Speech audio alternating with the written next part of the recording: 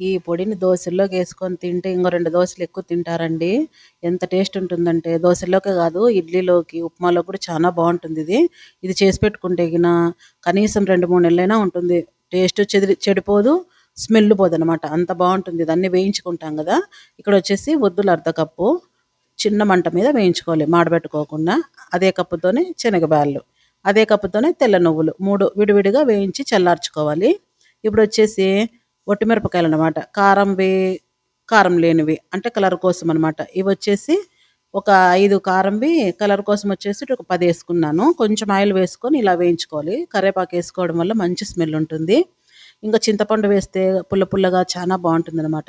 ఇది కొంచెం ఎండకేసి ఇలా వేయించుకుంటున్నాను. ఎండకేయకోకుంటే గనుక ముద్దయిపోతుంది పొడిలోకేయగానే. ఇవన్నీ కూడా ఏయించుకొని పక్కన పెట్టుకొని చల్లార్చుకోవాలి. మిక్సీకి ఇంక వన్ బై వన్ నేను చూపిస్తున్న విధంగా మిక్సీకేసి పెట్టుకోవాలి. ఇది గిన మిక్సీకేసుకున్నాక ఎయిర్ బాక్స్‌లో పెట్టుకుంటే అన్నంలో కూడా బావుంటుందండి. తొలి ముద్ద తినేటప్పుడు కొంచెం నెయ్యేసుకొని తిన్నామంటే చానా బావుంటుందిది. ఎక్కువ పని గూడా ఉండదండి ఇది చేయడానికి. ఫటాఫట్ ఏంచేసుకోవడం, చల్లార్చుకోవడం, మిక్సీకేసి పెట్టుకోవడం అంతే. ఫస్ట్ మిరపకాయలేసుకోవాలి. మెత్తగయినాక ఇలాగ వేయించుకున్న బ్యాళ్ళన్నీ వేసుకోవాలి. మీకే నచ్చిందనుకుంటున్నాను. అసలు దోసలోకి నెయ్యి వేసుకొని ఇలా పొడి వేసుకుంటే క్రిస్పీగా చానా బావుంటుంది. ఇంకెందుకు ఆలస్యమండి. సబ్స్క్రైబ్ చేసుకోండి, లైక్ చేయండి, షేర్ చేయండి, కామెంట్ చేయండి. అలాగే ఫేస్‌బుక్‌లో, ఇన్‌స్టాలో ఫాలో అవుతూ హెల్ప్ చేయండి. Thanks for watching.